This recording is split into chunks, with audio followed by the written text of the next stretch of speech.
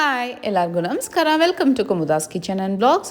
ನಾನಿವತ್ತು one of the easiest and spicy recipe ಆಗಿರೋ ಅಂಥ ಮಶ್ರೂಮ್ ಪೆಪ್ಪರ್ ಫ್ರೈ ಮಾಡೋದು ತೋರಿಸ್ತಾ ಇದ್ದೀನಿ.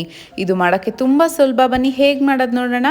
ಫಸ್ಟ್ ಒಂದು ಪ್ಯಾನ್ ಇಟ್ಕೊಂಡಿದ್ದೀನಿ. ಅದಕ್ಕೆ 3 ಟೇಬಲ್ ಸ್ಪೂನಷ್ಟು ಎಣ್ಣೆ ಹಾಕ್ಕೊಳ್ಳೋಣ. ಎಣ್ಣೆ ಎಲ್ಲ ಬಿಸಿ ಆದಮೇಲೆ ಒಂದು ಈರುಳ್ಳಿನ ಸಣ್ಣಗೆ ಹೆಚ್ಚಿಟ್ಕೊಂಡು ಹಾಕೋತಾ ಇದ್ದೀನಿ. ಈರುಳ್ಳಿ ಎಲ್ಲ ಚೆನ್ನಾಗಿ ಫ್ರೈ ಆಗಬೇಕು, ಅಲ್ಲಿವರೆಗೂ ಹುರ್ಕೊಳ್ಳಿ. ಈಗ ಇದ್ರ ಜೊತೆಗೇ ನಾನು 2 ಹಸಿಮೆಣ್ಸಿನ್ಕಾಯಿನ ಸ್ಲಿಟ್ ಮಾಡ್ಕೊಂಡು ಹಾಕೋತಾ ಇದ್ದೀನಿ. ಹಾಗೂ ಅರ್ಧ ಟೀ ಸ್ಪೂನ್ ಶುಂಠಿ ಬೆಳ್ಳುಳ್ಳಿ ಪೇಸ್ಟ್ ಹಾಕೋತಾ ಇದ್ದೀನಿ. ಈಗ ಶುಂಠಿ ಬೆಳ್ಳುಳ್ಳಿದು ಹಸಿ ವಾಸನೆ ಹೋಗಬೇಕು, ಅಲ್ಲಿವರೆಗೂ ಹುರ್ಕೊಳ್ಳೋಣ. ಇದಕ್ಕೆ ನಾನು 1 ಟೊಮೆಟೊ ಹಾಕೋತಾ ಇದ್ದೀನಿ. ಟೊಮೆಟೊಸ್ ಎಲ್ಲ ಇವಾಗ ಚೆನ್ನಾಗಿ ಸ್ಮ್ಯಾಶ್ ಆಗಬೇಕು, ಅಲ್ಲಿವರೆಗೂ ಹುರ್ಕೊಳ್ಳಿ. ನೋಡಿ, ಇವಾಗ ನೀವೇ ನೋಡ್ಬೋದು ಈರುಳ್ಳಿ ಟೊಮೆಟೊ ಎಲ್ಲ ಚೆನ್ನಾಗಿ ಸ್ಮ್ಯಾಶ್ ಆಗಿದೆ.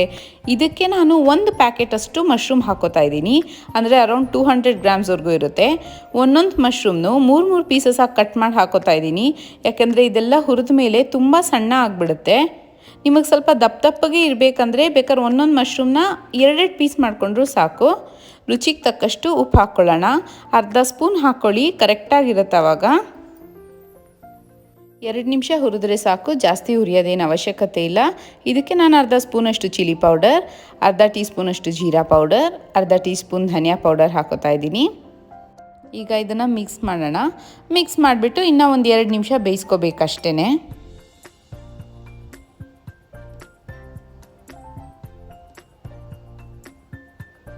ನಾನಿಲ್ಲಿ ಮ್ಯಾಗಿ ಮಸಾಲ ಹಾಕ್ತಾ ಇದ್ದೀನಿ. ಇದು ಬಂದುಬಿಟ್ಟು ಆಪ್ಷನಲ್. ಮನೇಲಿದ್ದರೆ ಮಾತ್ರ ಹಾಕ್ಕೊಳ್ಳಿ, ಇಲ್ಲ ಅಂದರೆ ಏನು ಬೇಡ. ಇದು ಹಾಕೋದ್ರಿಂದ ಒಂಥರ ಡಿಫ್ರೆಂಟ್ ಫ್ಲೇವರ್ ಬರುತ್ತೆ, ತುಂಬ ಚೆನ್ನಾಗಿರುತ್ತೆ. ಬಟ್ ಇದೇನು ಅಷ್ಟು ಇಂಪಾರ್ಟೆಂಟ್ ಅಲ್ಲ, ಜಸ್ಟ್ ಆಪ್ಷನಲ್ ಇದು. ಫೈನಲ್ ಆಗಿ ಇನ್ನೊಂದು 2 ನಿಮಿಷ ಆದಮೇಲೆ ಅರ್ಧ ಸ್ಪೂನಷ್ಟು ಪೆಪ್ಪರ್ ಪೌಡರ್ ಹಾಕ್ತಾ ಇದ್ದೀನಿ. ಈಗ ಪೆಪ್ಪರ್ ಪೌಡರ್ ಹಾಕಾದ್ಮೇಲೆ ಜಸ್ಟ್ 1 ಮಿನಿಟ್ ಅಷ್ಟೇ ಮಿಕ್ಸ್ ಮಾಡಿಬಿಟ್ಟು ಬೇಯಿಸ್ಬಿಟ್ಟು ಸ್ಟವ್ ಆಫ್ ಮಾಡಿಬಿಡೋಣ. ಕೊತ್ತಂಬರಿ ಸೊಪ್ಪಿನ ಗಾರ್ನಿಷ್ ಮಾಡ್ಕೊಳ್ಳೋಣ. ತುಂಬ ಕಮ್ಮಿ ಹಾಕ್ಕೊಳ್ಳಿ, ಒಂದು 2 ಸ್ಪೂನಷ್ಟು ಕೊತ್ತಂಬರಿ ಸೊಪ್ಪು ಮಾತ್ರ ಹಾಕ್ಕೊಳ್ಳಿ ಅಷ್ಟೇ.